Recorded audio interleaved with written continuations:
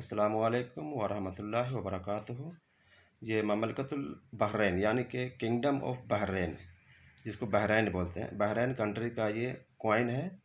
वहाँ का एक दिनार है और ये 2005 में बना था।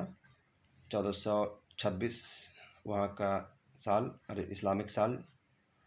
और ये कॉइन के बारे में और जानकारी आपको इसका पिछले तरफ में लिखा हुआ है, बैक साइड में आपको पलट के दिखा रहा हूँ। ये देखिए 100 फिल्स यानी कि एक दिनार वहाँ का है। फिल्स चलता है वहाँ पर, पैसे को फिल्स कहते हैं। और बेहतरीन सिक्का। आपको कॉइन के बारे में जानकारी के लिए मैं ये वीडियो बनाता रहता हूँ।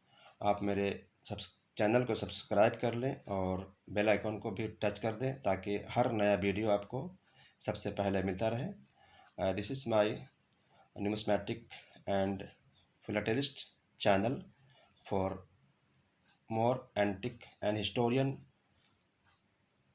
items, postage stamps and coin